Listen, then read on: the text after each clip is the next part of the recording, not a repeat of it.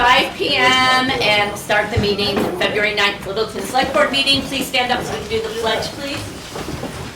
I pledge allegiance to the flag of the United States of America and to the republic for which it stands, one nation, under God, indivisible, with liberty and justice for all. Thank you. And now we'll have a moment of silence, please.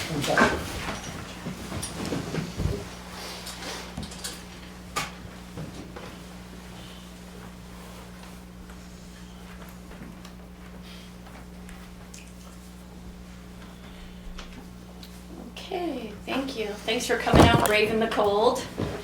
We have some minutes to approve, and then we'll go into our public hearing and then business, and from there we'll move on. So we will start with approval of minutes.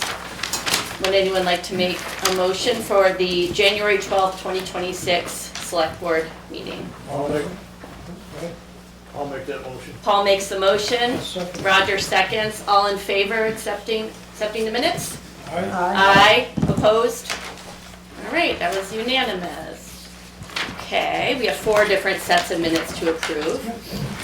All right, the second set is our January 14th, 2026 Select Board Work Session. Anyone want to? I'll move it. All right, Ed moves. I'll second. Paul seconds. All in favor? Aye. Aye. Opposed? All right, it's unanimous. Next, we have our January 15th bond budget hearing.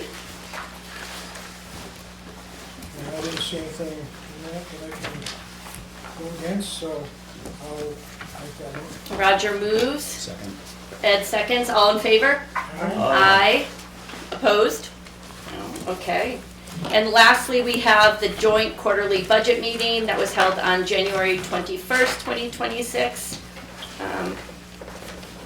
These were some dense minutes, but they looked good to me as well. I'll make the motion. I'll second it. Roger seconds. All in favor? Aye. Aye. Opposed? I'll abstain, I wasn't. Abstain. Okay, so 401 on that one. Great. So we are moving into a public hearing, and that's going to we've got Debbie Warner here to present. She has a presentation there's 2 different public hearings, so we'll do the first one first. She'll give a presentation, open it up. I'm going to open up the public hearing on Games of Chance Petition Warrant article at 5:02 p.m. And you've got the floor, Debbie. Thank you very much. I have some materials that we have. The first ordinance that petition is Article 57 in your warrant that the deliberation session approved to be sent to the people. This is a public hearing. This and the next one are linked to 2 articles that come out of a new law that has been made called local option for Keno and casinos.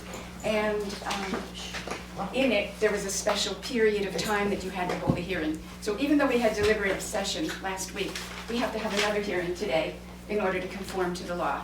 And so I will, many of you were already at the deliberative session. You've heard about this. 57 is the one about Keno. And Keno was approved by the town and opted in back in 2018. And since that time, there have been Keno outlets at the VFW, Circle K, both Cumberland Farms. And so those have been in operation all this time, since 2018. And the way that this happened is that I gave my word at the legislature that if they passed our bill, I would make sure this was on the ordinance, that we would look at it again. Because the old opt-in is no longer counted. This allows you to opt out, but if you don't choose to opt out, you're opting in. Is that clear? No. Okay. So they threw the Keno thing into our casino bill, the opt-out casino bill, at the last minute. And it was at a committee of conference. It took 2 years in the legislature for us to get to this moment of a committee of conference between the House and the Senate. And that's when these things collided and they threw the Keno in. And so I said, well, you pass that bill, I will make sure that we have this ordinance on, because that's what they want. So I am actually not making, If I understand what you're saying, perhaps you're suggesting that we vote against the Keno,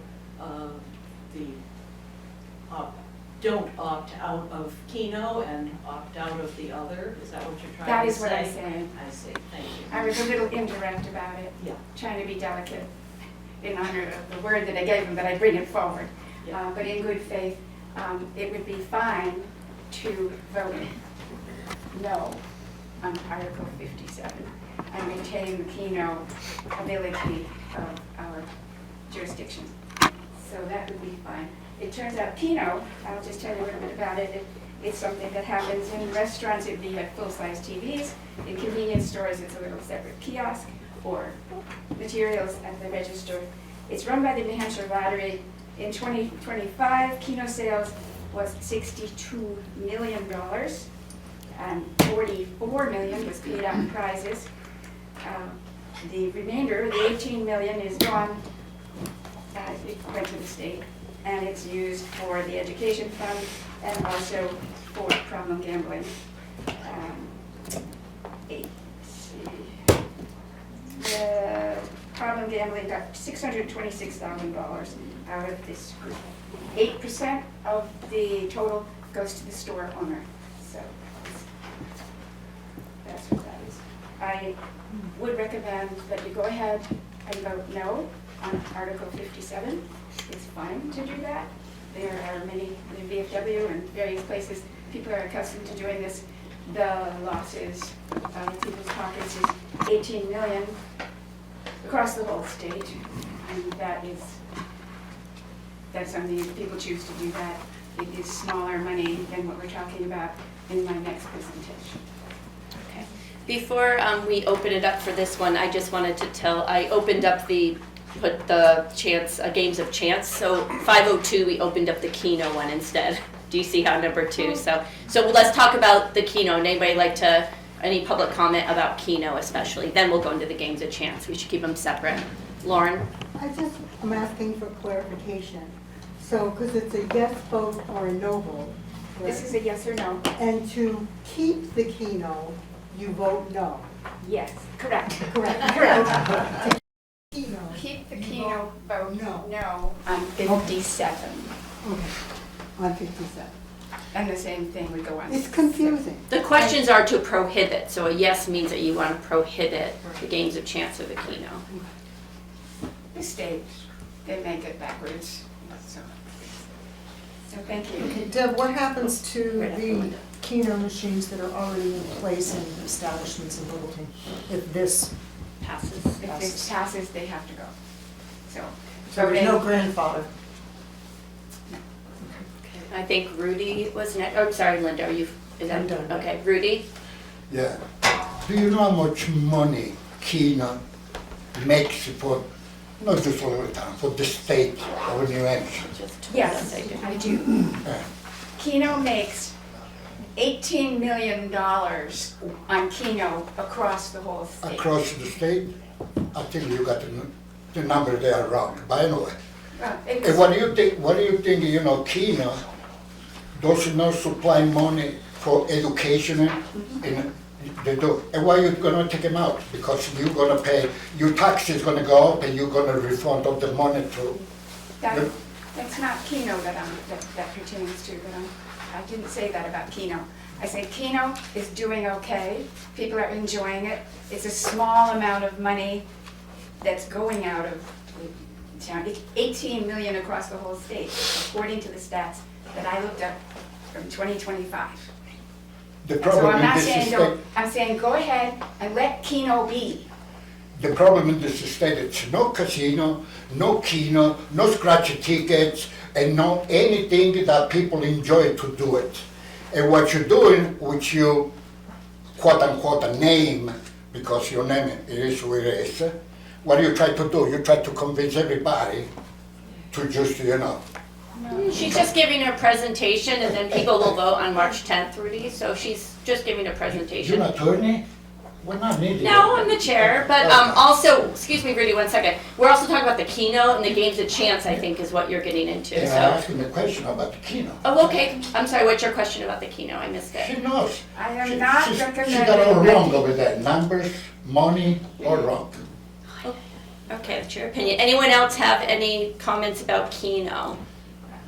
For or against? Anything? If not, okay, so we'll close that public hearing for Keno at 5:10. I think the one that's gonna garner more discussion, and I think what you're talking about, is the games of chance.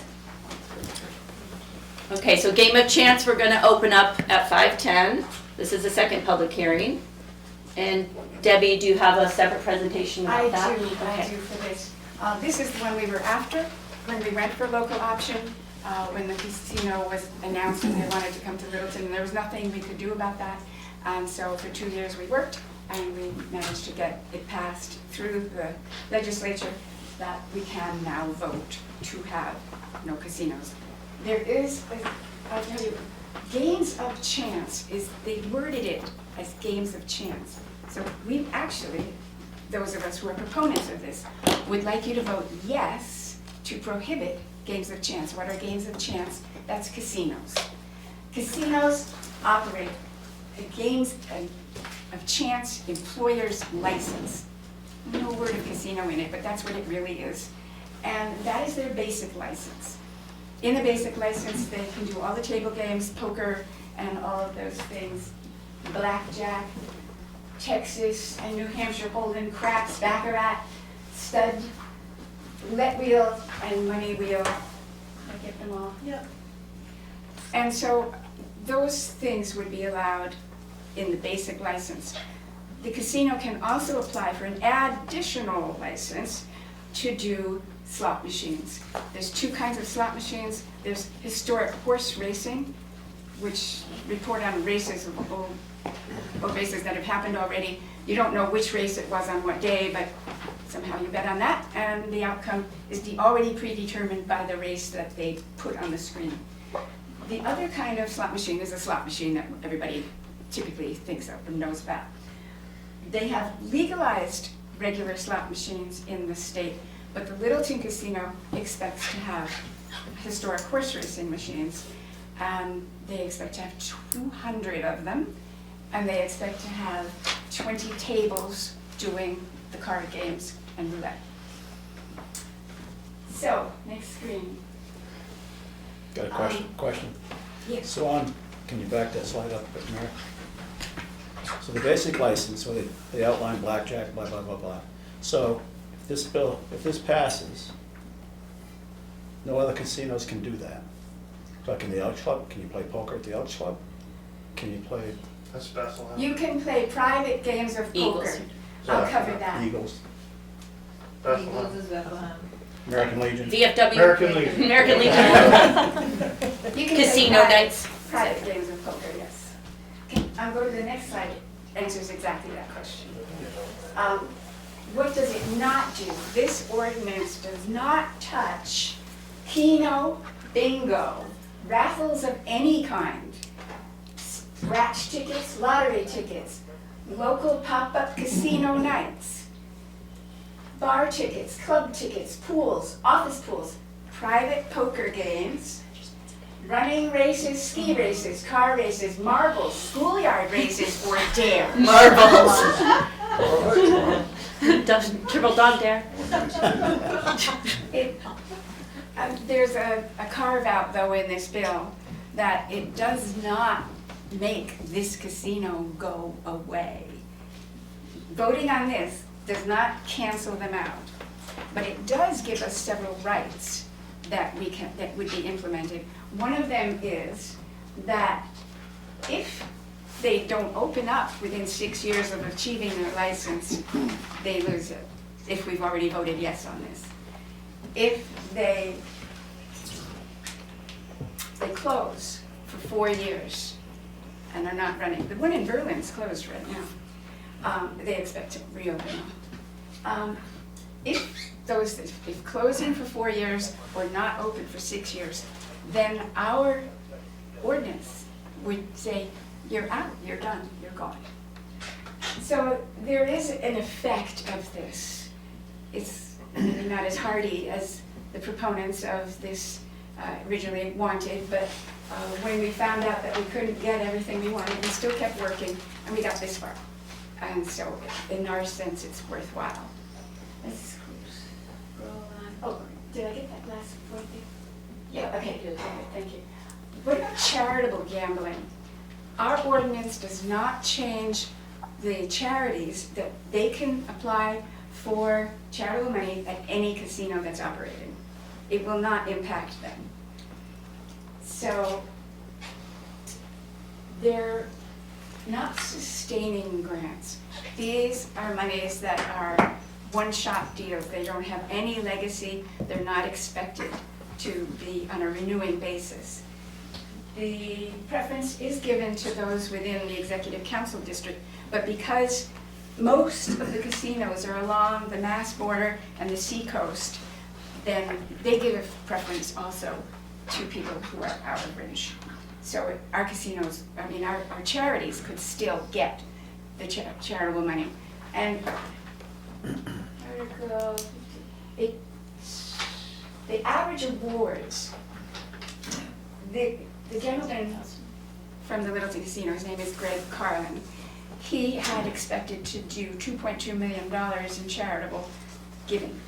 And at that rate, given the number of days that are involved in the whole process, he would be giving an average of $37,000. However, if you look at Conway, which is another rural casino, inland, landlocked, their average is $17,000 per gift. So it's quite a bit different than what his plans were. But in any case, based on his plans, I'll tell you some other statistics on that.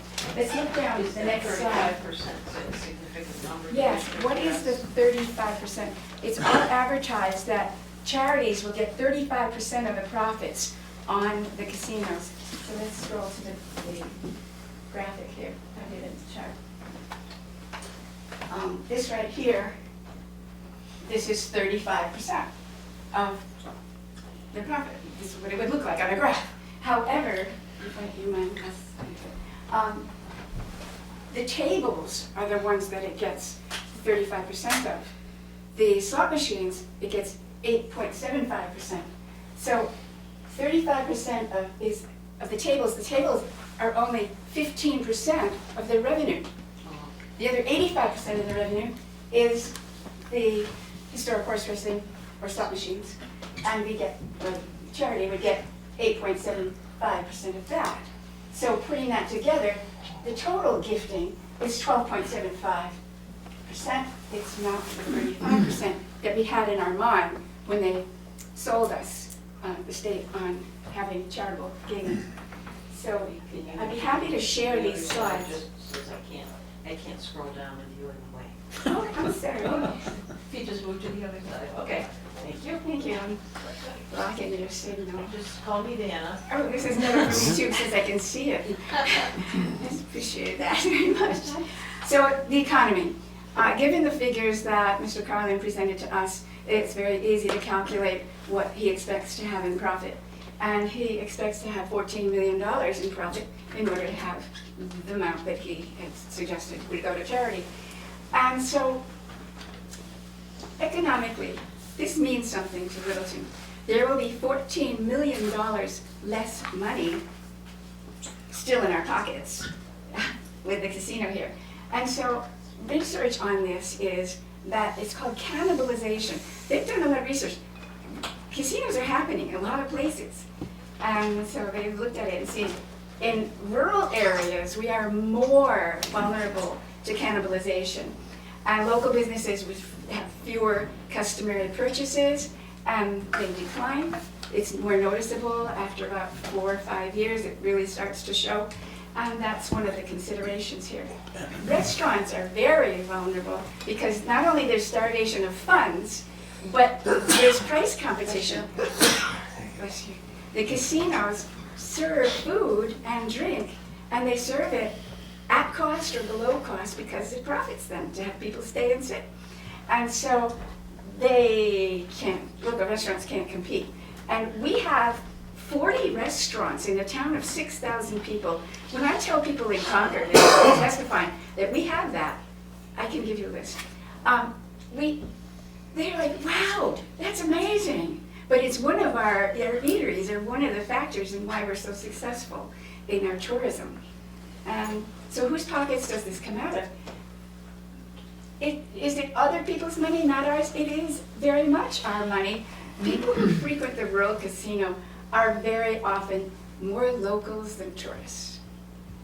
So that's going to be a lot of our money. This is on research. As a business model, that works really well for Mr. Carlin, who lives in Chicago, but it's not beneficial to Littleton. So I want to talk also about gambling and addiction. I know that it's a tough topic to talk about, and this is not a judgment on anybody who likes to go to a casino and enjoys the lights and flash and everything like that. It's not about that, but it's about how does this impact our people here in Littleton. And I think that this is a time to consider not our personal choices about this, but our view of the town and our view of the people and the community and how we want this to go, how we want to subject people to risks and such like that. So people living within 10 miles of a casino are twice as likely to have a gambling addiction. It's an impact of simply being here. So 10 miles radius is a 20-mile diameter. It's a fairly large swath. So what is gambling addiction? What does that mean? A person who is addicted thinks about gambling a lot. It's on their mind often, and strategizing and seeing how can I win better and where should I go and how can I get to the place where I can gamble. It is increasing gambling amounts in order to get the same satisfaction. Difficulty stopping. That's a key point in the economics of this as well. Chasing after lost money, gambling higher, going more places, going longer, concealing the gambling. There are psychological features of depression and anxiety and so on like that that you might imagine. There's impact on relationships, job, finances, and in severe cases, illegal acts. It's not often, that's the most frequent problem. These are not effects you wish on your neighbors and families, generations in Littleton. Of the people in a casino, 30% of the people in the casino doing casino things are gambling addicts. Plus 10% more are problem gamblers. So let's go to this slide of the picture. I had a little fun in Photoshop. So 10 people go into the casino. So let's go to the next slide. 3 of them are gambling addicted. I mean, not exactly 3. This is average. This is a way to show. It's possible to have, wait, go back. This one. It's possible to have a day where there's 8 of one kind and 2 of another, but on the average, you know how it goes. Toss some pennies and you can tell it. And then the next one, and there's one who's a problem gambler. These 4 right here, 40% of the people in the casino are having trouble stopping gambling, stopping going home, getting done, when money in their pocket or whatever their envelope is or something that one might use to limit yourself. When that's gone, they have a hard time with that and the United States. And it turns out that, because they almost, this bunch makes up 60% of the earnings of the casino, mostly because they stay longer and they don't stop gambling. So we don't know. So jobs. People say, well, it'll bring jobs. Well, it does. But casino workers are 3 times the rate of gambling addiction. Is that the kind of job you want? You're going to make money, but what's that going to happen? Crime research shows increased theft, larceny, prostitution, intoxication, driving while intoxicated. various things like that. Poverty increases, especially in rural casino areas. We know that in Littleton, 11% of the Littleton people make less than $10,000 in a year. Adults, that is, not we're talking about children. Poverty actually increases. We qualify for a lot of grants and such because we have a certain percentage of poverty. We don't need to increase that. Desperate and financially strapped people passing by the casino with a pressing bill that they barely can make or cannot make may spend, the bill's $500 to fill something tank. They have $400. They may walk into the casino in a hope, desperate attempt to increase it so that they could pay a bill that's pressing. And it doesn't work out, Sometimes people can win in a casino, but this is the net. This is the net loss.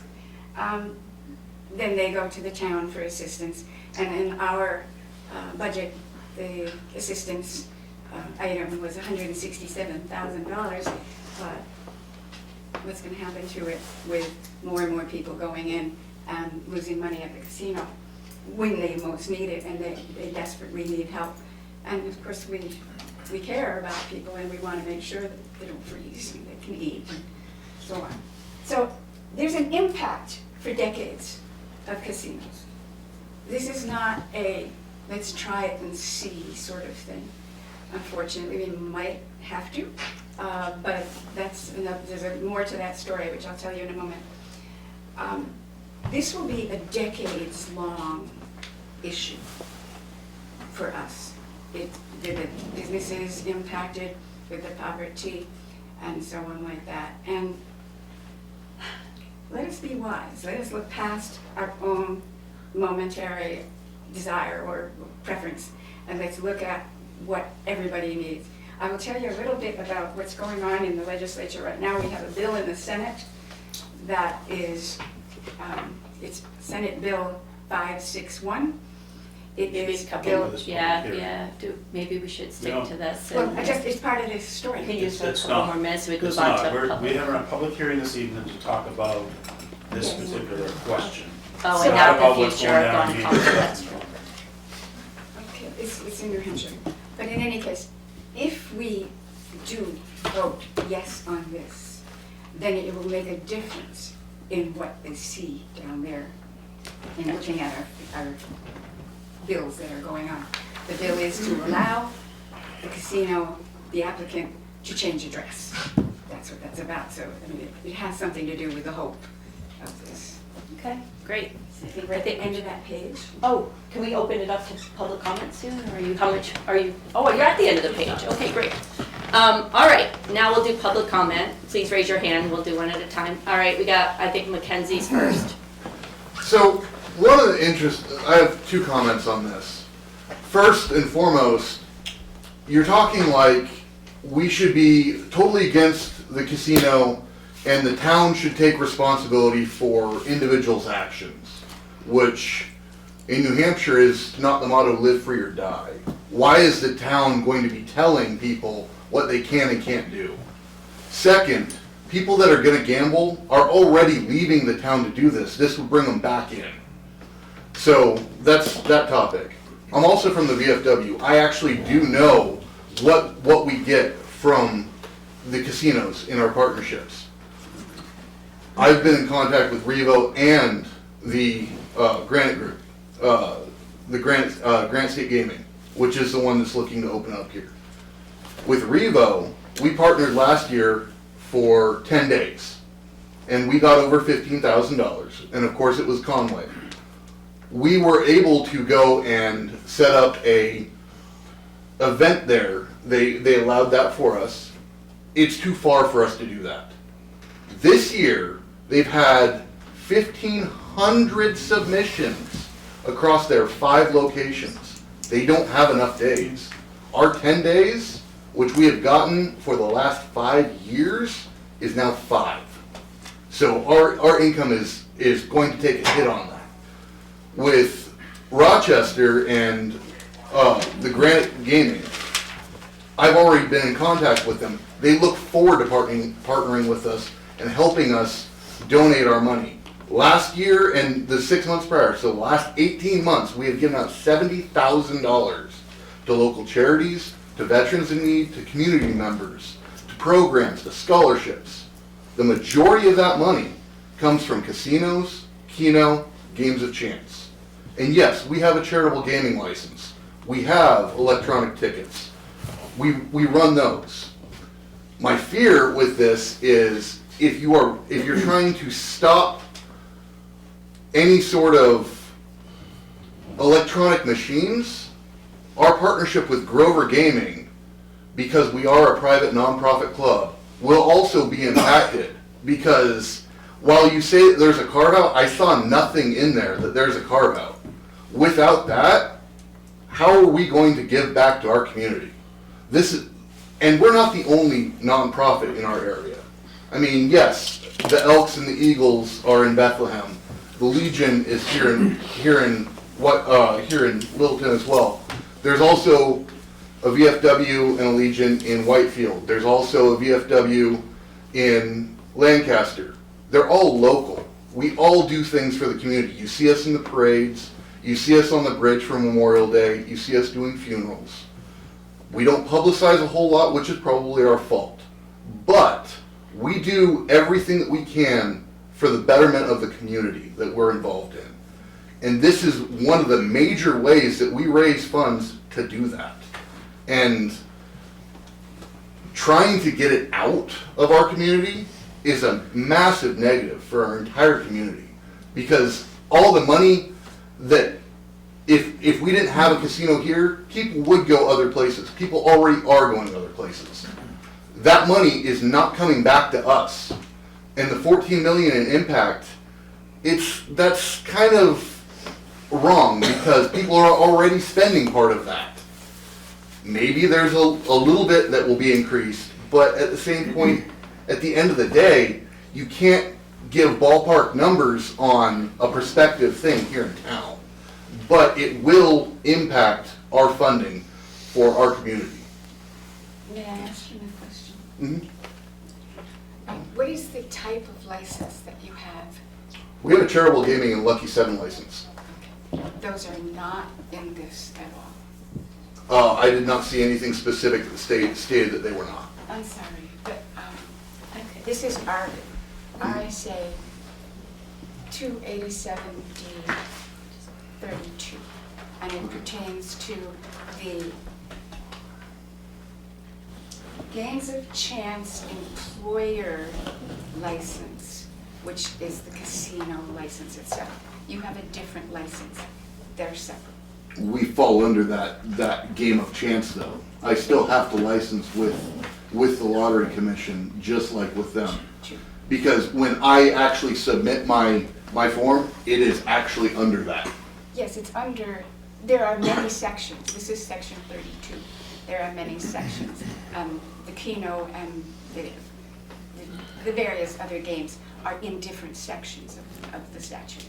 Okay, so we'll work that out. But any other comments? I want to make sure everybody gets a chance to.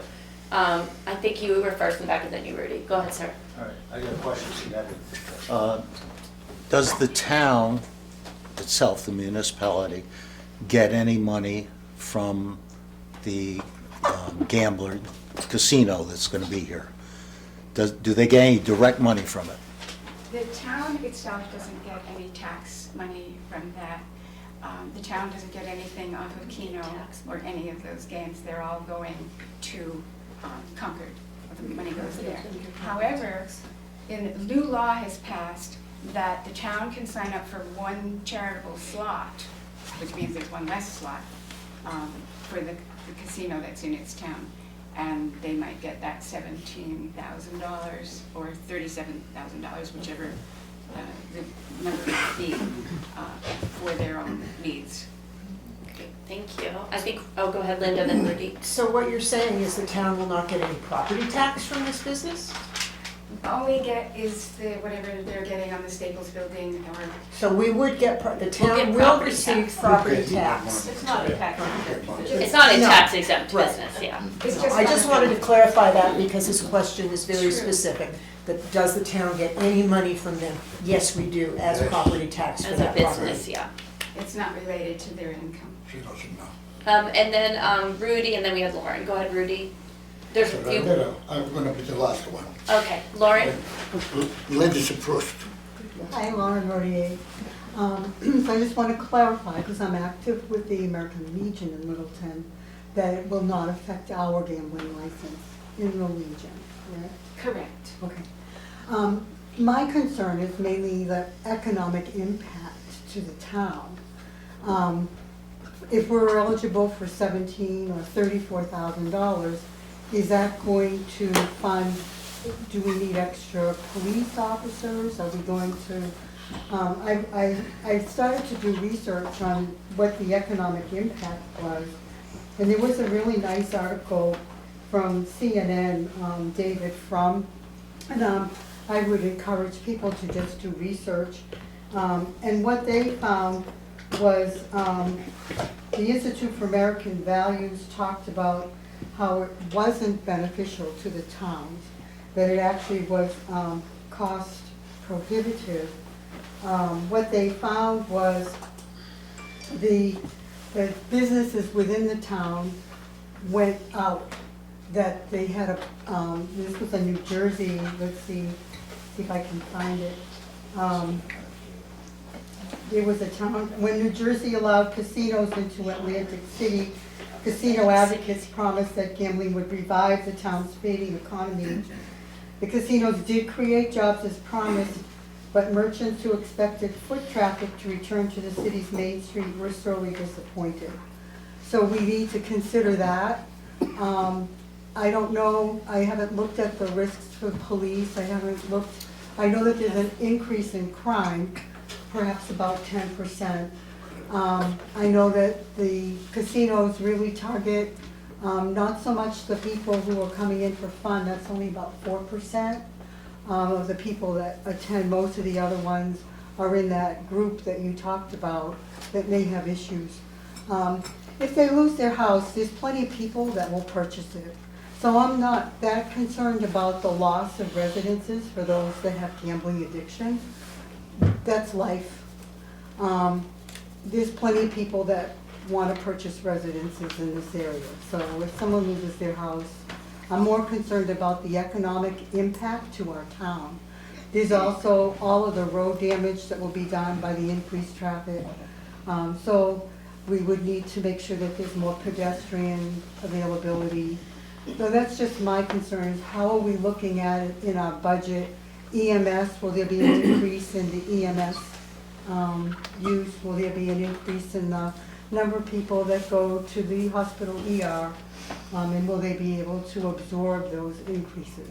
So that's more what my concern is. One thing, I was talking to Chief Smith today about this, and one thing, and I don't know if the other board members feel differently, but not one person from the fire department, police department, or DPW contacted me, at least, with any concerns. And I don't know, Chief, if you want to share, but he called some other towns that have had casinos to ask if they've had an increase in crime. And do you want to give, we talked about it, I know the answer, but if you want to share the towns and stuff. Well, my concern was when that gentleman did his presentation previously, I wanted to research the information, because the data that you provided about the percentages, that's not correct for New Hampshire. I contacted, and I challenge you to provide me accurate information to support that. I contacted Concord, the Concord chief, Nashua chief, Lebanon chief, Berlin chief, and asked the specific questions about increased needs for police patrols, or just the impact, general impact on the police department and crime in general.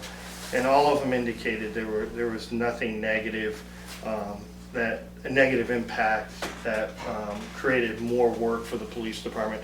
As you know, we're always gonna, if everybody was perfect, I'd be out of a job, right? And if everybody was a mastermind, right? But the fact of the matter is that the information I received from those chiefs was not alarming at all. In fact, most of them were pretty supportive, and one particular chief said that his officers frequent the casino a lot. And so, you know, in general, I didn't really hear any negativeness, that they didn't have anything negative to say about the casino. That being said, you know, if somebody was to provide me with some exact data, you know, from the New Hampshire Chiefs of Police Association or from somebody, I would certainly like to look at that. But there is nothing out there right now that would support that. Maybe New Jersey, because New Jersey's full on 100% casinos. Yeah, And I can understand that, but we have not really seen that in New Hampshire yet. Okay, and I think, anyone else before Rudy? And yes? I just have a clarifying question, Scott Powers. Article 58 says, will we prohibit games of chance? That's it. And for a charitable place, so I'm a detective here, and I'm very by the book, I would consider that, if they were to continue doing it, to be illegal and in violation of town ordinance. So I don't think Article 58, I know you haven't spelled out what it does not, it says game of chance. In your petition for the, your first article does specify certain things. Article 58 does not specify anything, it just says games of chance. So if we were to vote that down, that would include the VFW. And that's my interpretation of it. Go ahead. This specific wording is in section 32 of 287D. There's no reference of that RSA in Article 58. Yeah, had the RSA been specific, had your ordinance quoted the RSA in your ordinance, then it could define clearly. I guess the point the detective's bringing up is there's vagueness in your ordinance. If your ordinance specifically stated and quoted the RSA and defined what, as by definition, what you're trying to do, then, but right now it's pretty broad, it's pretty general. Well, the other matching ordinance that was there in there. It's not a match. The other ordinance does have the RSAs. It does say, that one does reference. It does, but if Article 58 passes and becomes a town ordinance, that would prohibit any game of chance within town to include charitable, because it does not give them an exemption in that RSA, or in that ordinance, I'm sorry. Section 32 only does. There's no reference to any. You looked through section 32? On the warrant articles, on Article 58, only 58 we're referencing, it says to prohibit game of chance. It doesn't define. It doesn't define any RSAs, it doesn't give any type of exclusions. And if you want to read it, I just looked it up online to verify. That is why we did Article 8, because we included the RSA in that one. I mean, we're told that it was. We probably should just have this looked at, yeah, like legal after maybe, right, Troy? I mean, we can't just, or sorry, it's already on there. Oh, that's right, it's already on there. All right. It's almost like the same thing's happening. We were advised I know. by the town to do it this way. This is my interpretation of it, and I just looked at it again, and Article 58 says to prohibit games of chance. Right. And I would consider anything that the VFW is doing outside lottery tickets, game of chance. Those are the wording that we were advised to do. If you look at 8, it's much more specific. 8 is very specific, but you have a very specific one. 58, if passed, would cover a lot more than what was, I think, intended. But I think that's one of the something that's going to come out of it. Just like the camping ordinance, right? Boy Scouts can't camp in a park anymore because of how broad that was. Okay, we good? Yeah, we can look. All right, so I think we should end with Rudy so we can close the public hearing and move on to the rest of the meeting. Thank Rudy, you. keep it I'm gonna start truncated. to go back towards the way the lady said. Have you ever been to Atlantic City? Yeah. Good. Do you know Atlantic City was the dump city in the United States of America? And not laughing because you don't know where the hell it is. I know Atlantic City is. To that time, Trump went over there and started to build the casino with a couple of other business people. Go right now. The people enjoy. The business, they flourish.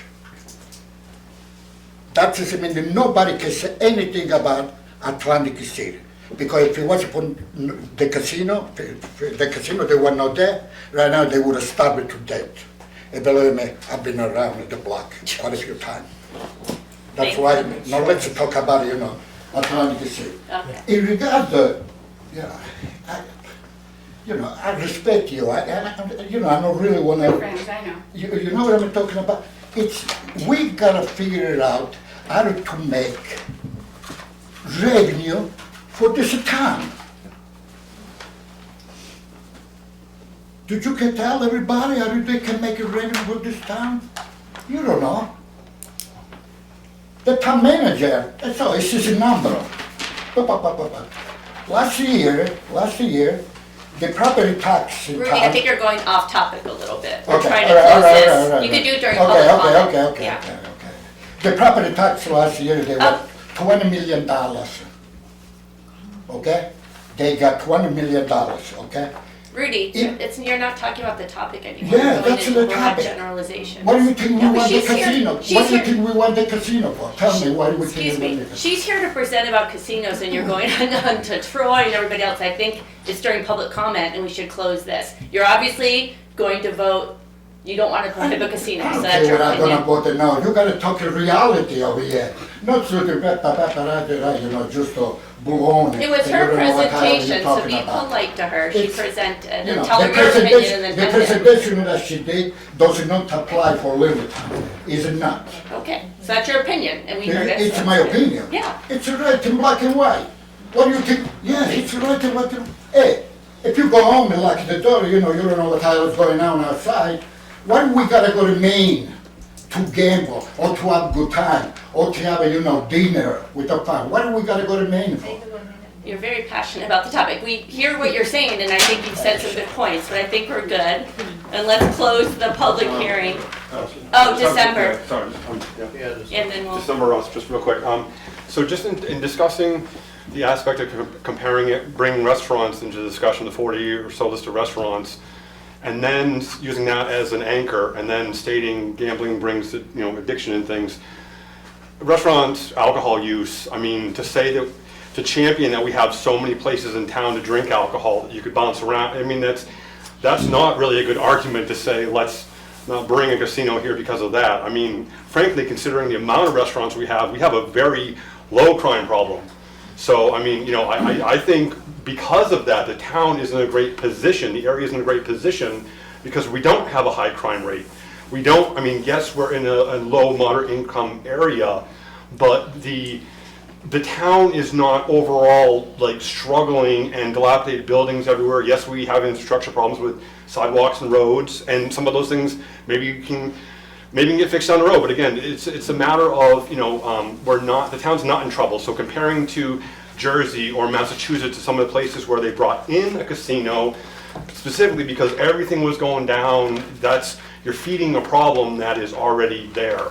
Here, we can't be short-sighted and say, well, let's bring in something that's going to be an issue decades down the road. But just as the chief said, the data is not there to show that there's problems.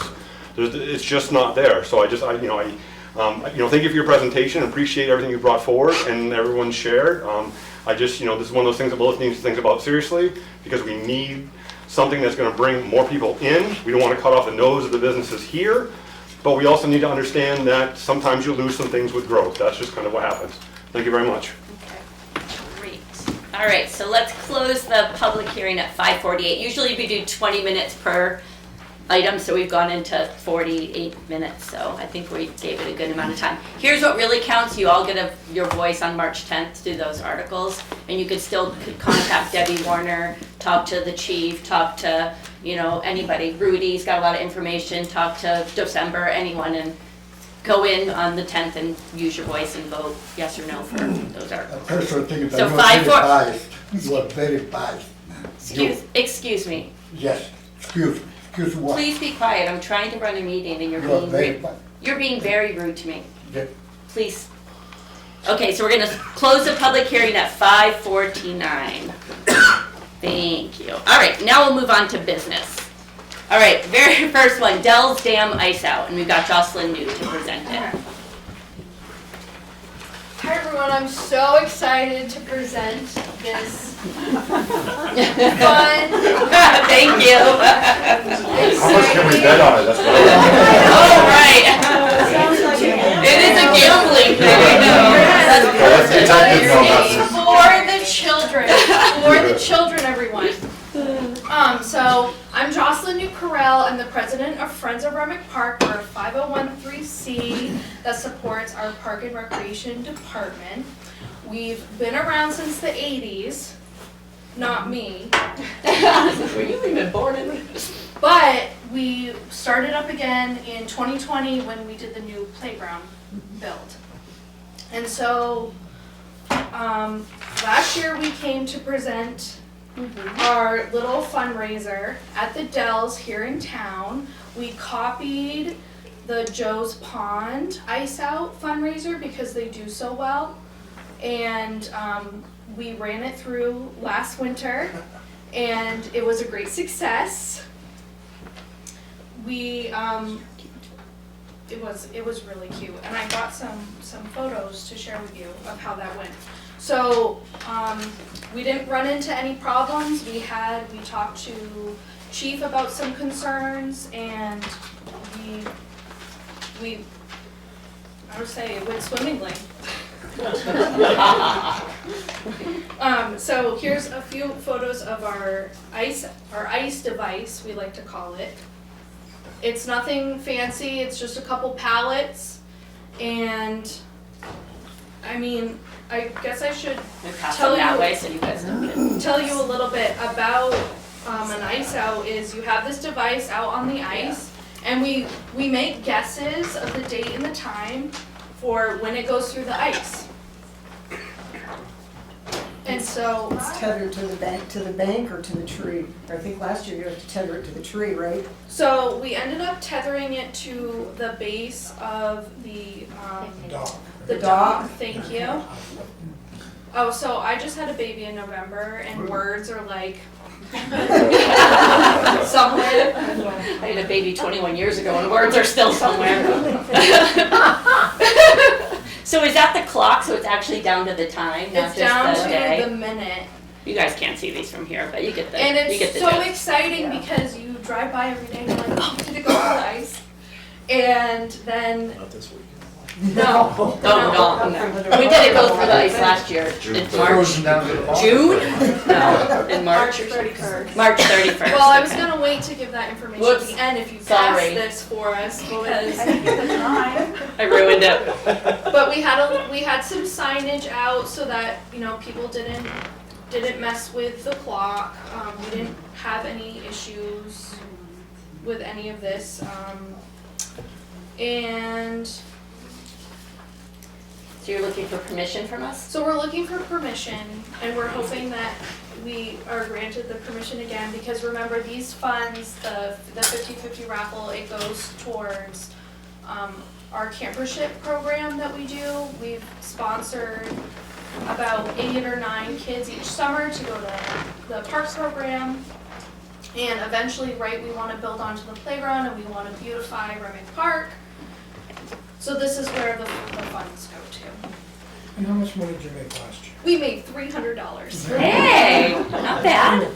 Yeah, I'm all about it. I think it's Double great. this year. Yes. So and we didn't promote it too much last year because we wanted to make sure that it worked, right?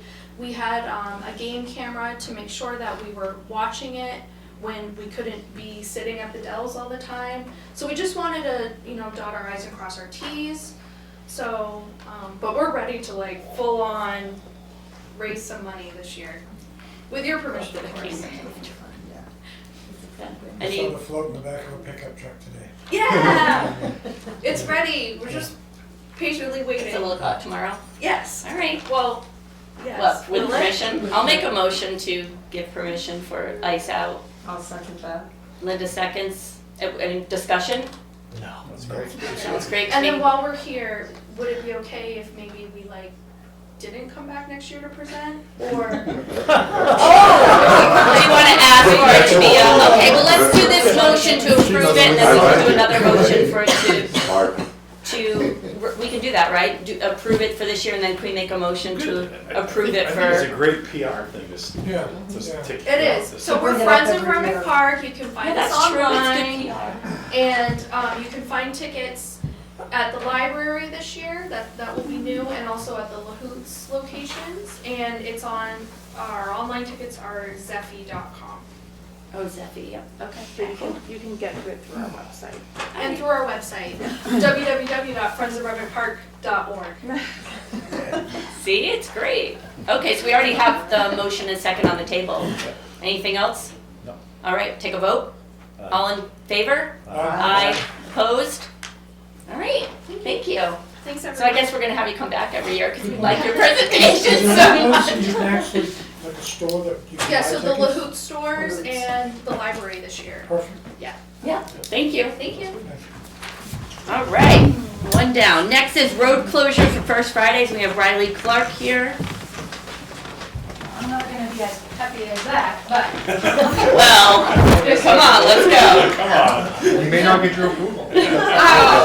Somebody's not telling the truth. Yeah. All right. Hi, everyone. I'm Rilee Clark. I'm the Recreation and Cultural Arts Director for the town of Littleton. Tonight, I am representing the Littleton Cultural Arts Commission to seek permission for a couple of things for First Friday. As you know, we've been doing First Friday since 2021. We try and bring as much economic stimulus to the town of Littleton with 3 First Friday events in June, July, and August. We have tons of vendors. We have a stage that comes from Catamount. Really brings a lot of people from the community together. We actually saw thousands of people last year. So it really is a good time. We've been very lucky with the weather the last few years, so we've seen a ton of people, and we're just hoping for that in the future. But as you know, Riverfront Commons has not gone under development just quite yet, so we are waiting to take our events back across the river, but with the unpredictability of when that start date will occur, we are planning to stay on Mill Street and Porter Street. And with that, I guess I'll ask for a couple of things. So we are looking for a motion to approve a stoppage time of 9:30, the same as last year when I asked for that extension from 9 o'clock. Basically gives time for encores, and then we pack everything up, make sure the road is cleaned up, and everything like that. We do go around that night, but then in the morning too, to make sure that it's left in great condition. So that would be my first one. It's a stoppage time of 9:30. All right, so let's discuss that first, or not, if we just want to go for it. I mean, I've been to every First Friday, and I feel like in the summer, 9:30 comes pretty quickly, and they're out of there and always cleaned up in time, and I've never heard complaints, so. I'll move it. All right, Ed moves it, I'll second. Linda seconds, all in favor? Aye. Opposed? Abstained? Okay, it was unanimous. All right, second one. All right, so now we're looking for a motion. I guess this one should have gone first, but whatever. We're looking for a motion to approve the closure of Porter Street and Mill Street for 24 hours on the event dates of June, July, and August. It will just allow for proper notification to abutters, permit, parking holders, police department, and other emergency personnel. We have been running into some cars in there in the early morning, but we've been super efficient in letting them get out and working with them and the local police department before the stage comes in, so we haven't really had any problems with that. And it worked better going down Mill Street this last year, did it not? Yeah, Yeah, Yeah. in previous years. and we've been able to, we have a couple things to work out this year with that, keeping that road open, but nothing we can't work on, our Yeah. local team for Yeah. that one. Yeah, I think this year I went to a couple, and I think they seemed much more smooth, and there seemed to be more people on Main Street Mhm. the last couple that I have been to than previous ones, so it's nice. That's nice. Yeah. It's a great event. It is, they're People, great yeah, events. they're very well attended. I think the July one, there were, I don't Yeah. know, felt like 1,000 Thousands. people. Yeah, And this July one is on July 4th weekend I as know. well, so that's, Yeah. you know. yeah, it'll be better. good. Yeah, All right.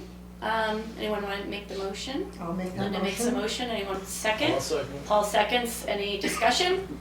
So 24 hours, 8 in the morning till 8 the next morning, is that what you're thinking, or something like that? Typically, it's like midnight to midnight. So that we can, the notification will go out, and then the PD goes out and sends people down to like kind of cone off the areas, barricade the area so our stage can come through. Our stage can come as early as 5 or be there at 7 or 8, just depends on where they're coming from the next, or the day before. So they can come in as early as they can get in, because it's very hard to maneuver the tractor trailer truck once there's any sort of cars down below for the spots that we don't block off. And then as soon as we're cleaned up, we typically allow the police department to open back up. So it could be 10 o'clock, it could be 10:30, just depending on when we get back. But we just do the midnight to midnight, 11:59, if you really call it the So day. any place on the main street in front of Porter, that would just mess them up for one night? Yes, so basically business operations that Friday. Yeah. Yeah, and we go around to all the butters. I walk Main Street typically a few days before each first Friday or the month before. The first one to just let them know it's coming and to find alternative parking. And there's only a couple places that have down behind parking, and we allow them to access it as needed if they need to for truck shipments or what have you, deliveries. All right, I think we can take a vote unless there's any more discussion. All right, all in favor, let me read it.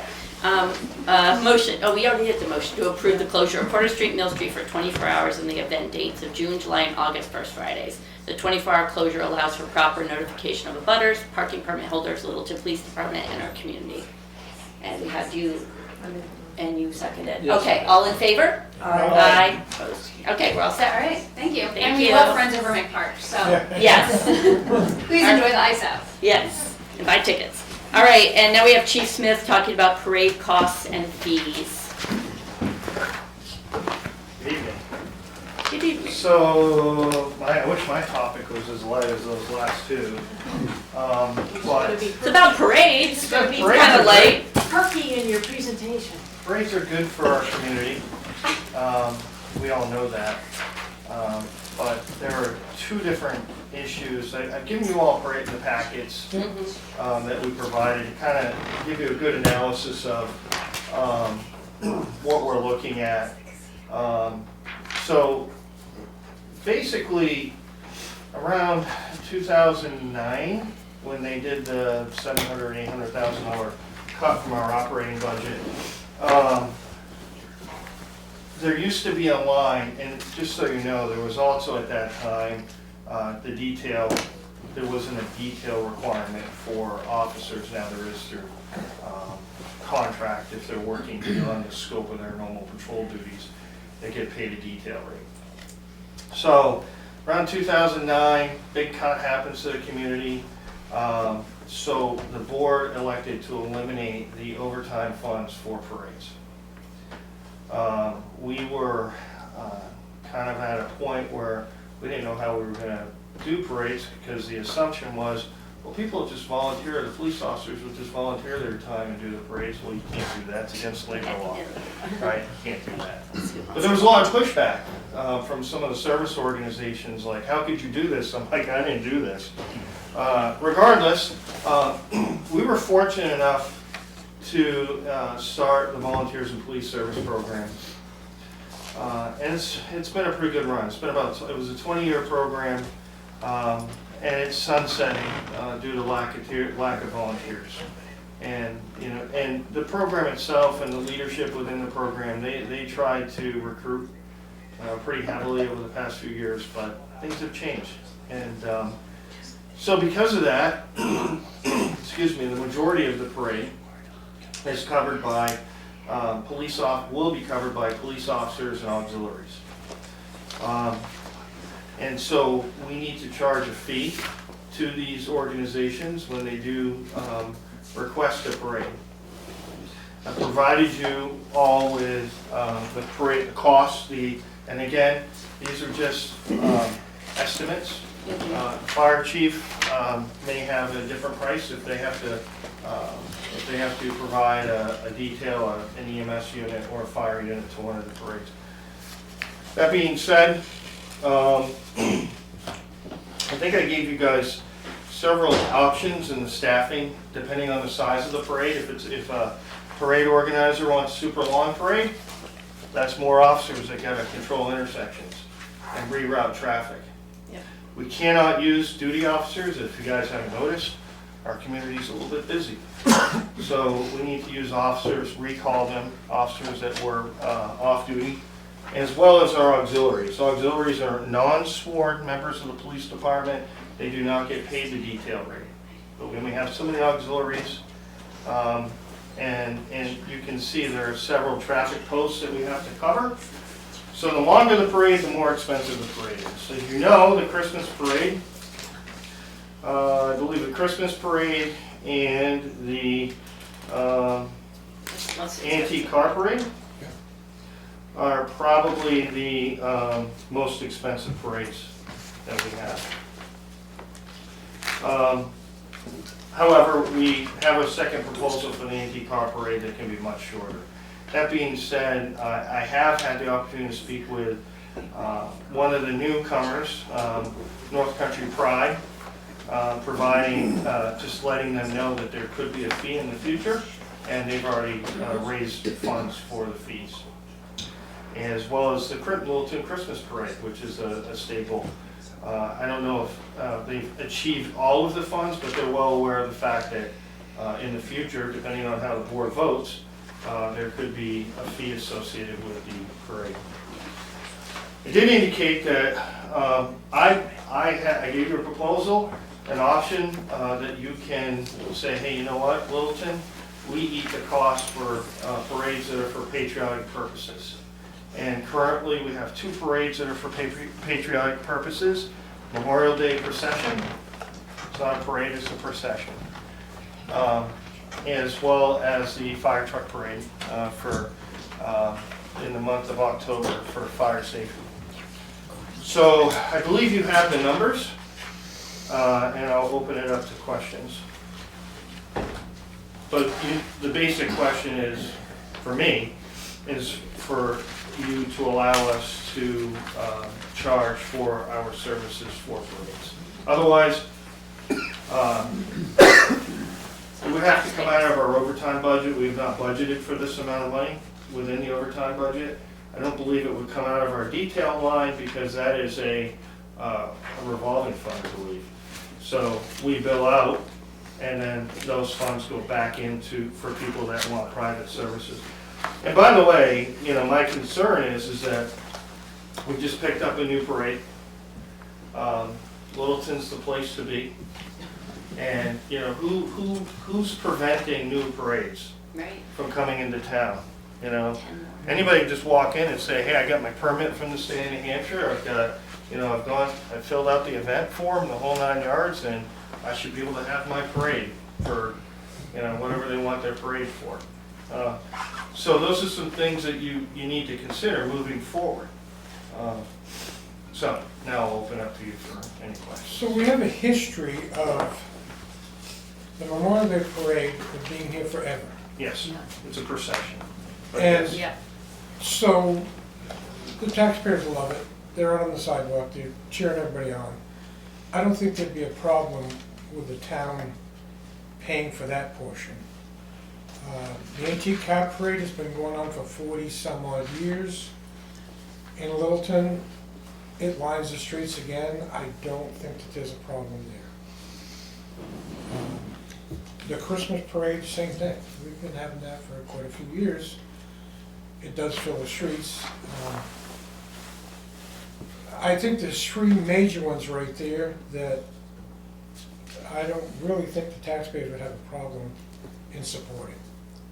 But anything after that, like you said, anybody can come to town and want a parade. These are parades that have been going on for a lot of years that it's a tradition in Littleton now. So that's just my thoughts. I agree with that. You know, the Christmas parade, got to have it when I was a kid. Yeah. A lot of years. Wow. Well attended, it doesn't, well, people do a lot of business in town. Yeah. As a result of it. So.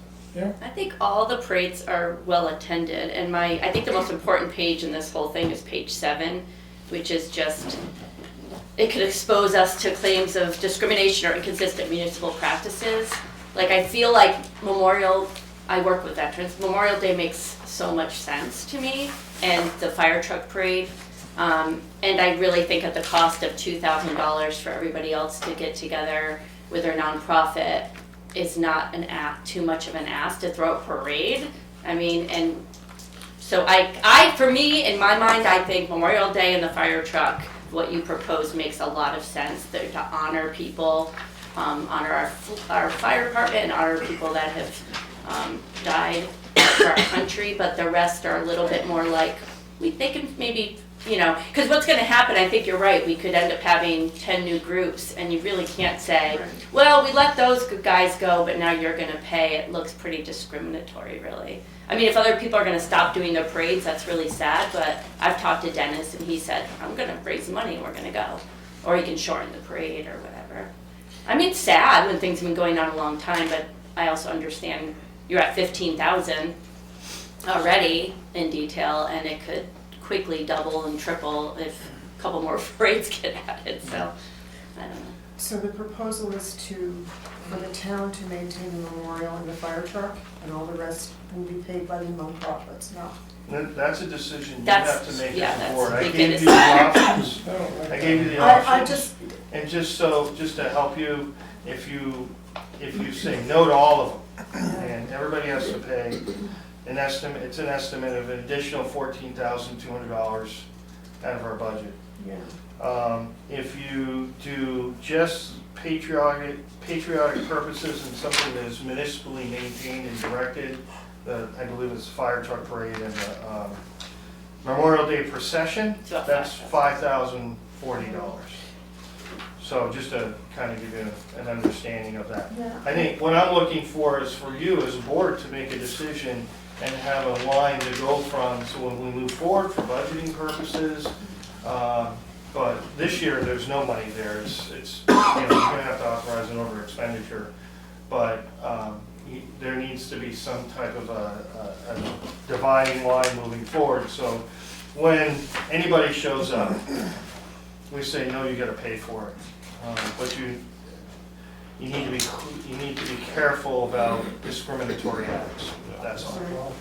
And if I may add too, you know, each parade may bring its unique challenges, whether it's security based, depending on the you know, who's organizing the parade, or time of year. Like we don't while the Christmas parade is extremely well attended, we don't typically have a lot of issues with it. We've had a lot of medical issues during parades in events in warmer weather, including one where we had 3 people go down during one of the parades at once.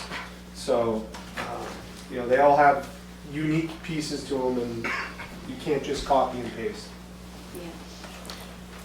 When I was on the board of a nonprofit, when we lived in Nashua, quite a few years ago, every nonprofit that we dealt with within the city of Nashua knew that when they came to do an event or a parade or whatever, there were certain municipal charges, including covering the police, covering the fire, covering DPW, and it was always built into their budgets. This happens as towns grow and, My thoughts, my personal thoughts, I do not have an issue with the town paying for the Memorial Day procession, because that is something that honors not just our veterans and the people that have passed during the wars, but it also, in my mind, honors our first responders as well.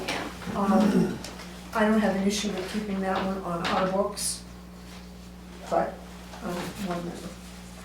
one question I have is if we did make the decision to fund just municipal and patriotic parades, and then someone wanted to add in a municipal patriotic parade beyond these 2, we'd have to then decide if it were, is that, do you get my question? I believe it would be the vote of this board as to what you want to fund.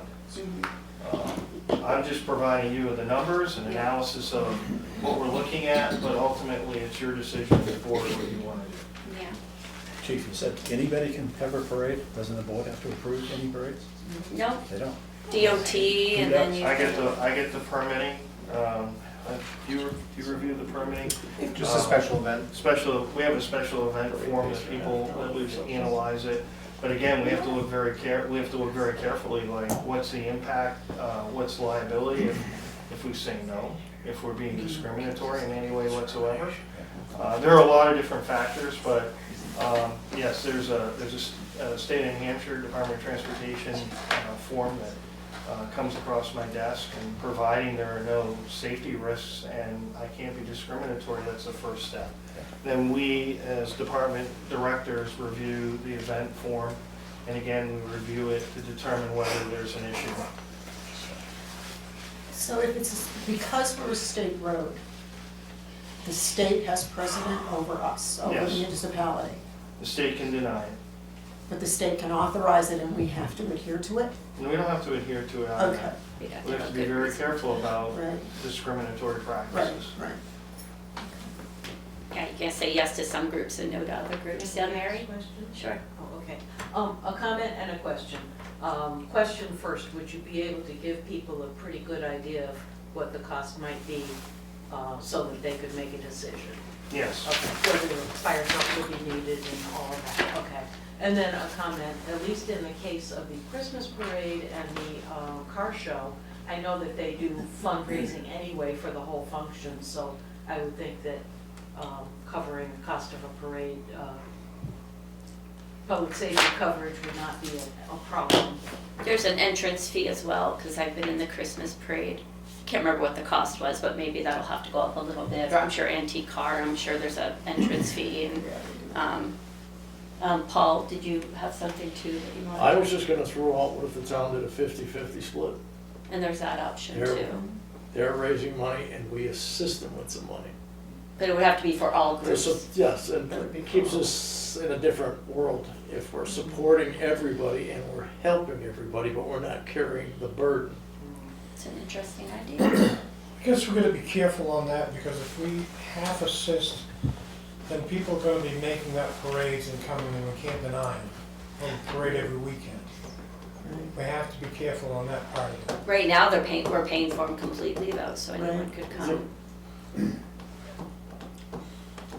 What I'm saying is anything that's been here for 30, 40 years, that's been a tradition in this town, that we could support that.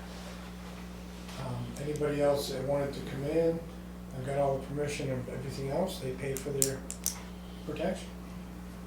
Chief, That's does just my thought. Does the town now take care of all the expenses of the Christmas parade? We do as of this year.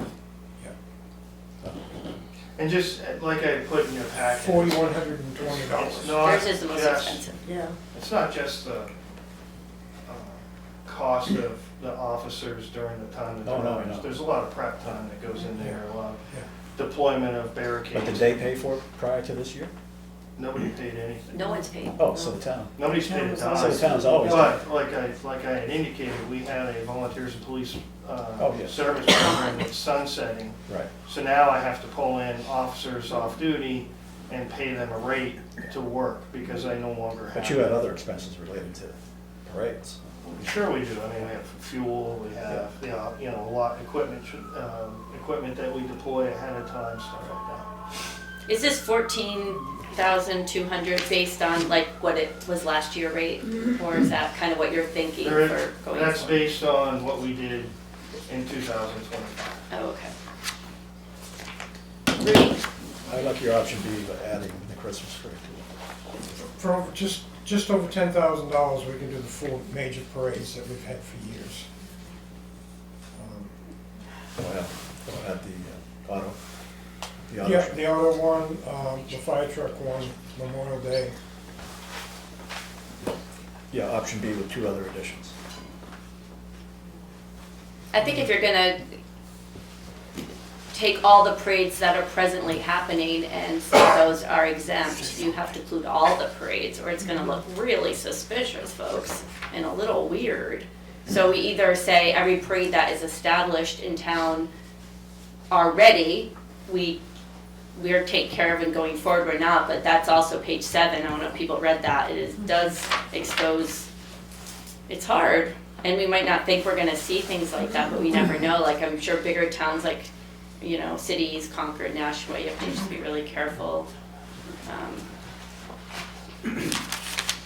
Yeah, I mean, if you want, I'm sitting here listening to, the comments, very good comments. It's a very difficult situation because we're dealing with groups that, we have this long tradition, Christmas parade, I've seen it and part of it. It's an important part, a traditional parade, right? It kicks off your Christmas season. It brings business downtown. Same as the antique car, the Lions are doing their fundraising, they're putting money back in the community.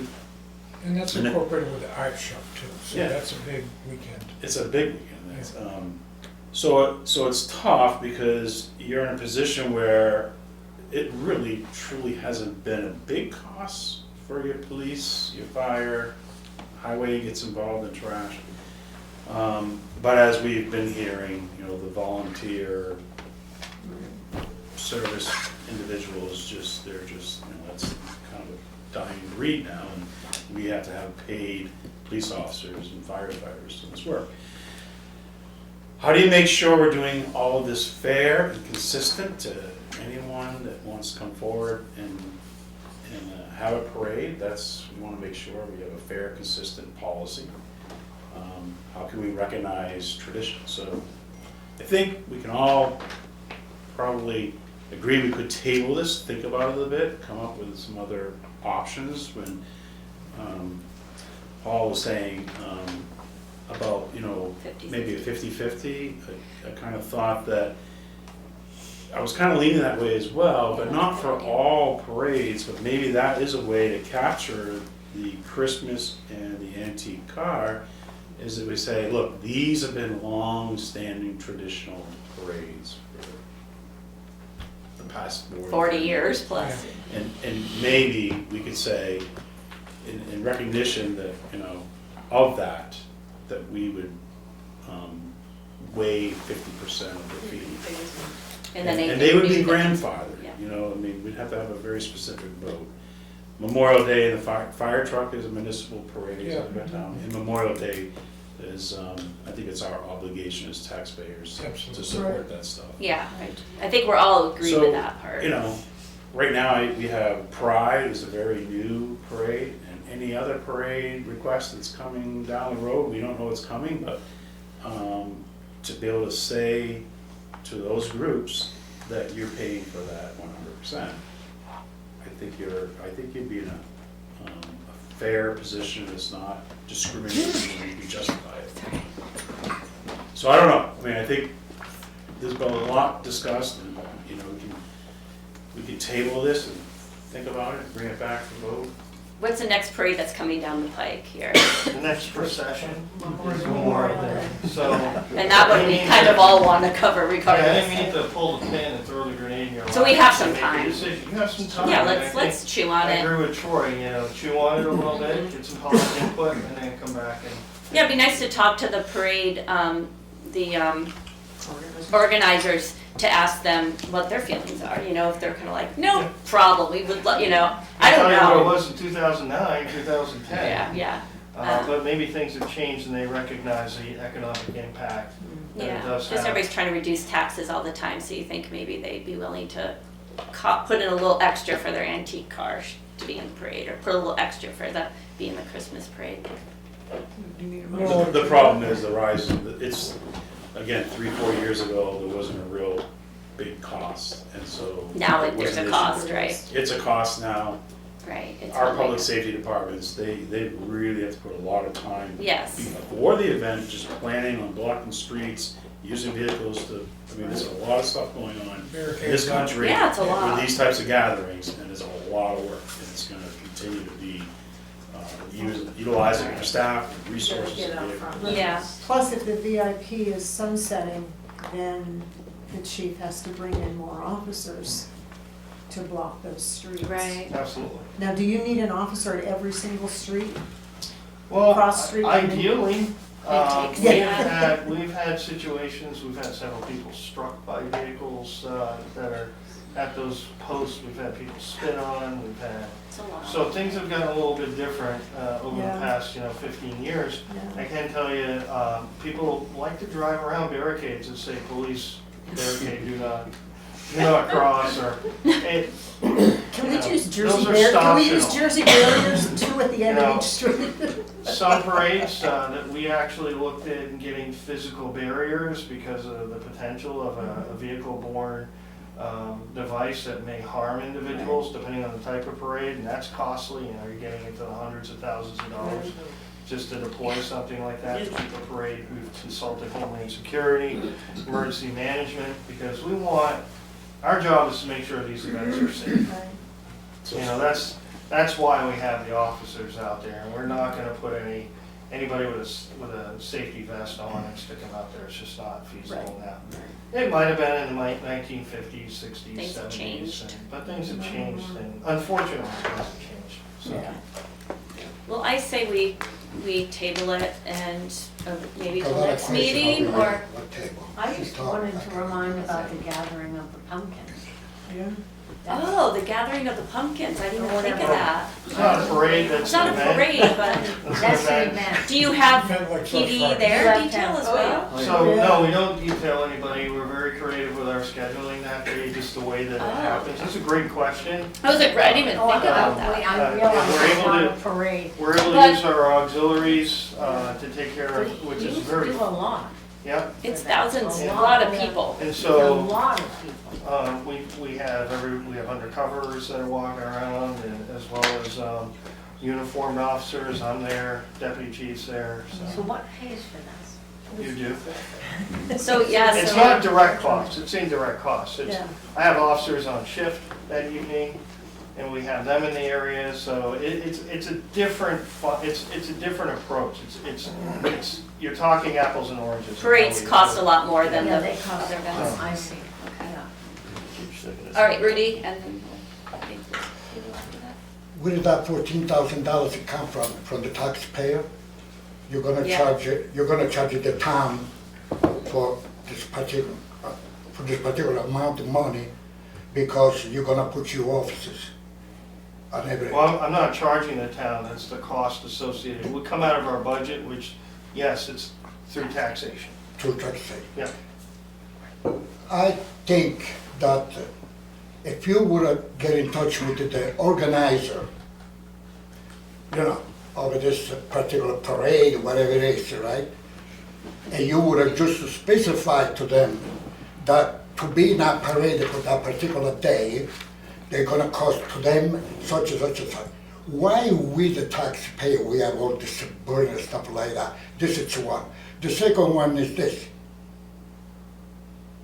Don't you officers got a job description? Do we have what? Job Job description. Yes, we do. You do.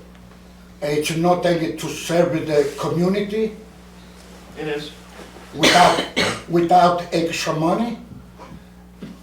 I'm bound by contractual obligations that state that if it's beyond their normal patrol functions, and they have to get recalled back for something that isn't patrol related or overtime related, then they pay a detail pay. If it's, and back in the day it was overtime. If it was on a holiday, it was double time. But this particular, the way you present, your presentation, right, is like, okay, I'm gonna have, the parade for that particular group, Christmas parade or whatever it is, but it's gonna cost you the town such amount of money. It is if the organizer does not pay for it. Don't you put on a piece of paper or whatever it is that they organize, they should come up. Well, that's what That's- we're, Oh, you're talking about the town. I'm asking the select board to make that decision. no, to have the groups pay for it, Rudy, so that the nonprofit would be responsible, not the town. That's what he's asking us to The discuss. town has got nothing to do. The chief works for the town, okay? If Troy, quote unquote, they would have said, hey, Paul, I'm not gonna give you $14,000, okay? Make up your mind, see whatever you're gonna do it. Because I already get enough money for this taxpayers over here. What you would have done? Would have done no parade, stuff like that? It's all in black and white, man. It's all it is. Well, I can't overexpend lines without Yeah. approval. Right, needs approval from us. All right, thank you, so I think we Thank you. will agree to table it, and we'll all go and think, and I like some of these ideas, and, all right. So we're moving on out of business to town manager report, and we're gonna get a budget update, and it's looking pretty decent.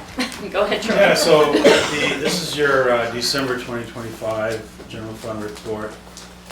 At the time, this report was prepared for your last meeting that we had the snow cancellation, so it does give you a good snapshot of where we're at back on January the 8th. Lori and her team in the finance department are now really starting to pull in the final numbers.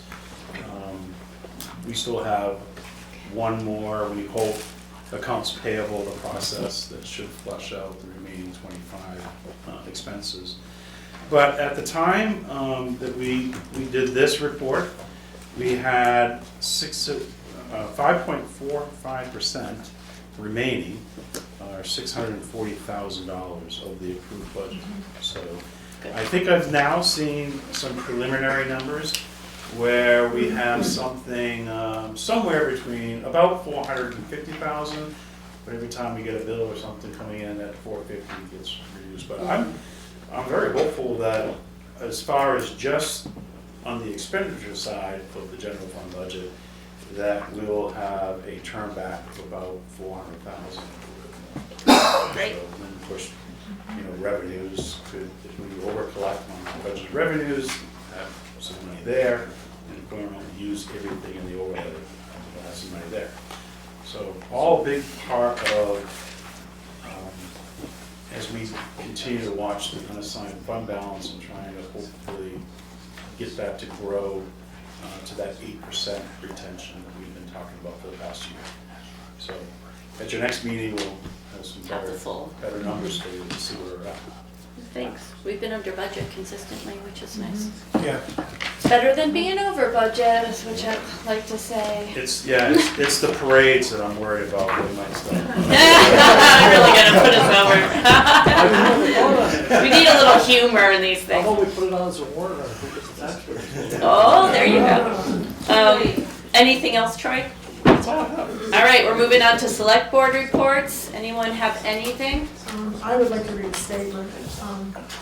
Due to my surgery recovery in combination with other health issues, I've not been attending the select board meetings for the last several months, and at this point, I'm slowly regaining my strength.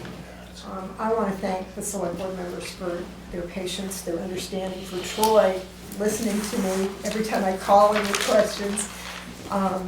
And I've had continued conversations with Carrie, so she's kept me up to speed on most things that are going on.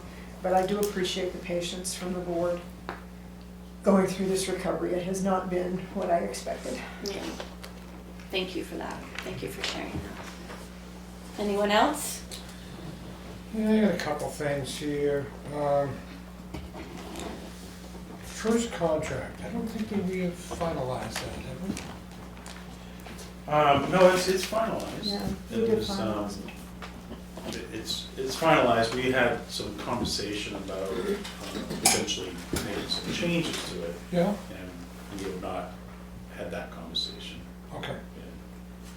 So it's unchanged. But by contract, So it's unchanged. is all Yeah. until Yeah. August 2027. The other thing I want to ask about is the hospital pilot. Oh, Yes. yeah.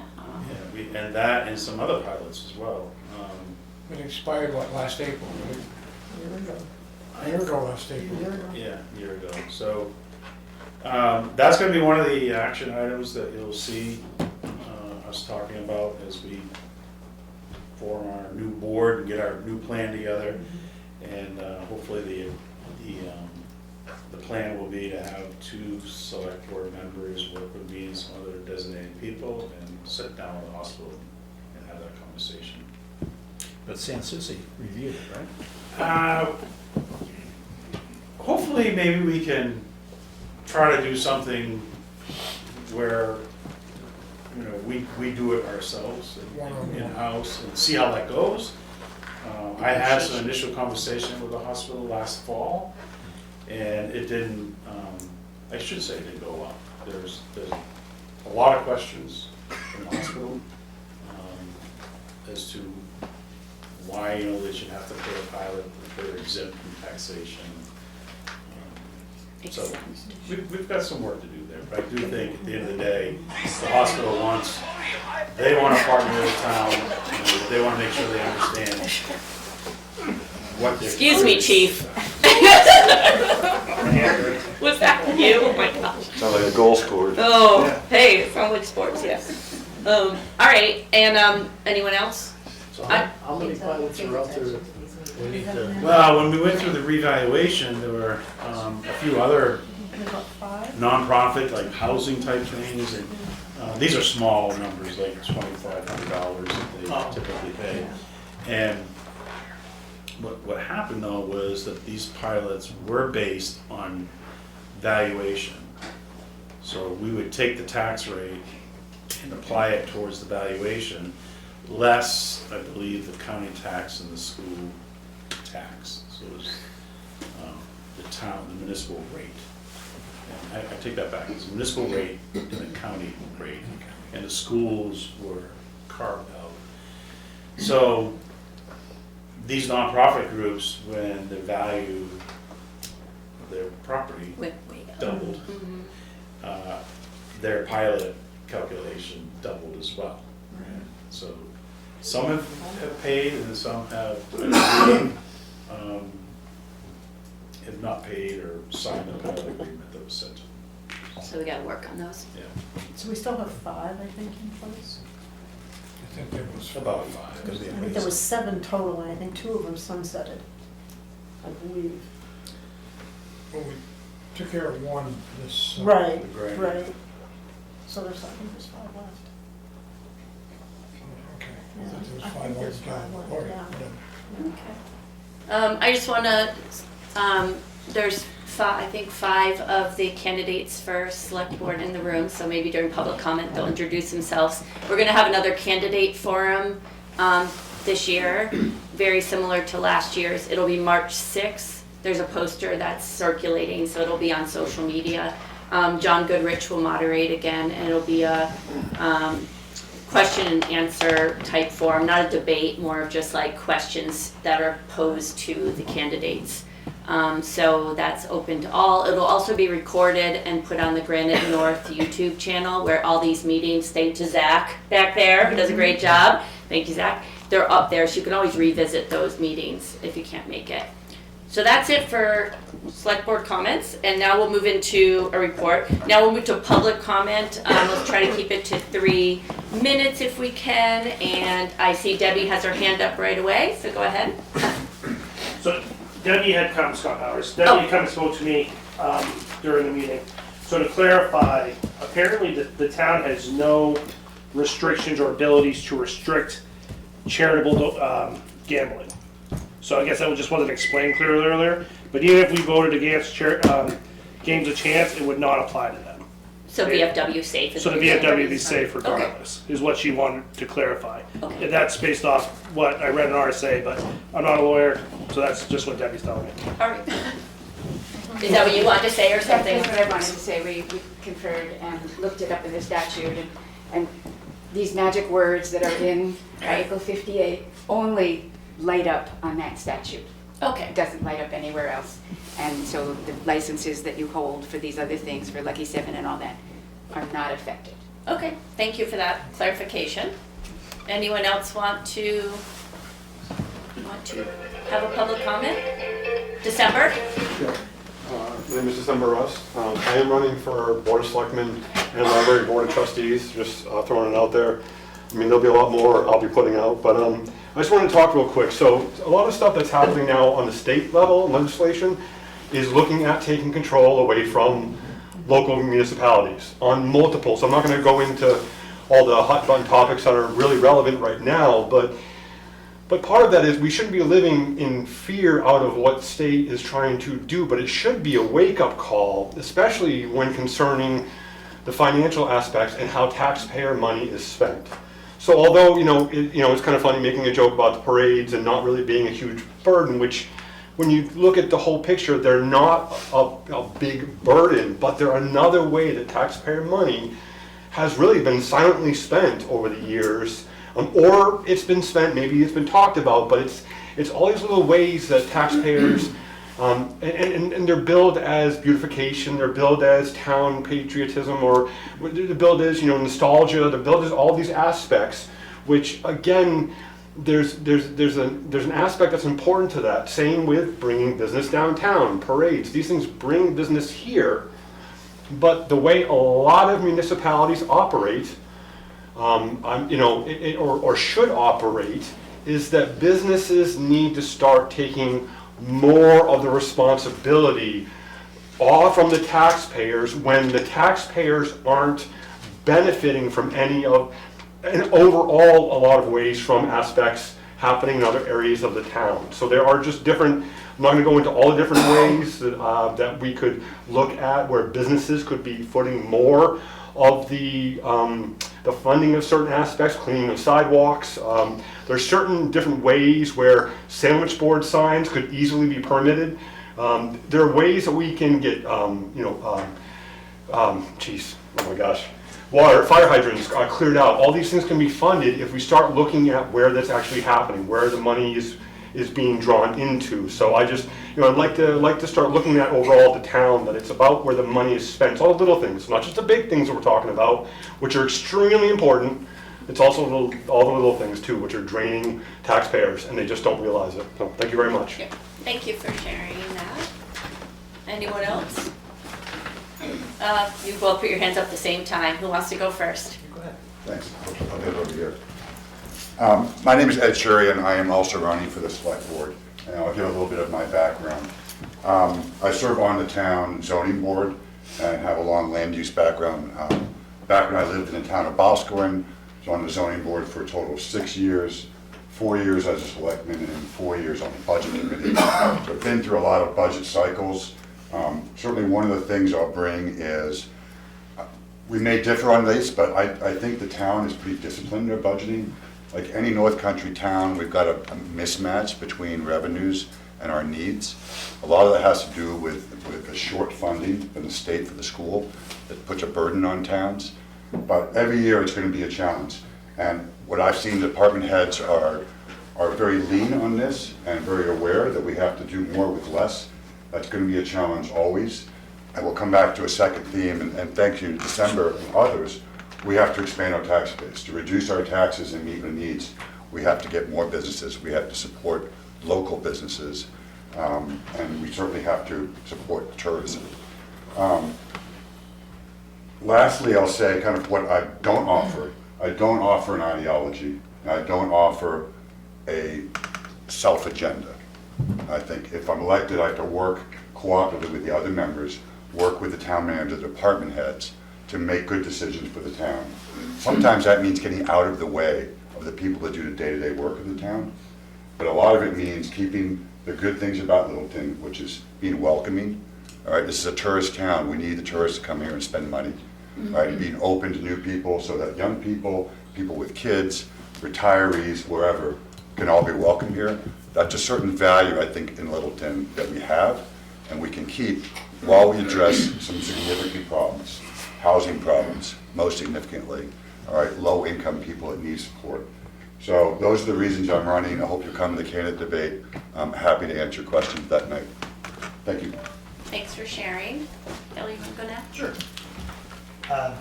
My name's Taylor Caswell. I'm also running for selectman this year. A couple things to say, but I think I wanted to also thank Mr. Hennessy and Mr. Emerson for their service on the board. I know that's, we're all running for your seats. You guys are sitting there listening to us. Worth saying. We'll do a little party for him. I grew up here in Littleton, in the 70s and 80s, LHS class 87. A lot of local roots in town. My wife's also from Littleton. And it's been something that's been part of my life experience and wherever I've been over the last however many years. And so it's a great opportunity, I think, to take some experience that I've had over the last couple of years, last about 12 years in state government. I was the commissioner for the New Hampshire Department of Business and Economic Affairs. And in that role, I had a lot of experience in government and how to do economic development, how to recruit businesses, how to retain workforce, recruit workforce, and what are all the values that come from a community in maintaining an economy. Locally, I've been very involved with the trail networks here. Parker Mountain Trails is something that I have been really kind of passionate about, and if you haven't been up there recently, the snow is really, really good. Actually, we have some glade trails that you can ski up there now. And, this is the first year we could actually do that. So quality of life in town is really important to me. I like a lot of things that Ed was talking about with housing, Certainly, that was a role that I played with the state. Tourism, I managed all the tourism assets and marketing and promotion for the state, working very closely with the town of Littleton in particular. And through all of that, and every step of the way, I always had a special, look out for what was happening in Littleton. And those were informative years, and where I was able to have some input on the state level. I'm hoping to be able to bring that to Littleton on the board. Great, thank you for sharing. Rudy?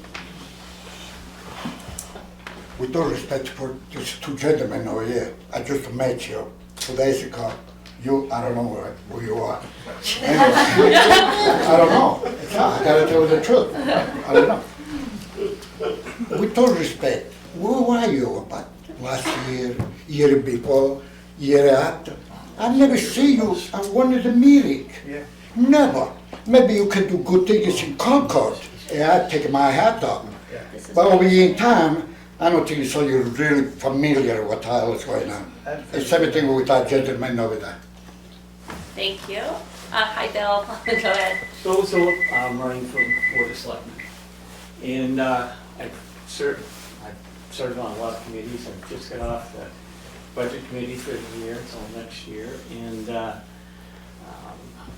I've done a lot for the community. I've raised money for them, saved money on doing projects for chief down here, getting things in there that didn't cost the town much money. I'm very conservative. But I feel Littleton has to start working to get more revenue. And there are ways to do it, but we have to work at it. And I think it'd be a lot of fun. And I'd like to see us go on to be very successful and really level things out, fix the things that aren't quite right yet that we need to take care of. But yeah, looking forward to becoming a selectman. Thank you. Thanks, Bill. All right. Anyone else? That was nice. Everybody introduced themselves. That was wonderful. Anybody else, or we look like we're about to end? Okay, I will take a motion to close the meeting. Oh, we have no non-public that we're going to. I'll make the motion to adjourn. Okay, Linda made the motion to adjourn. Second? All second. All seconds, all in favor? Aye. Aye. Aye. Morning.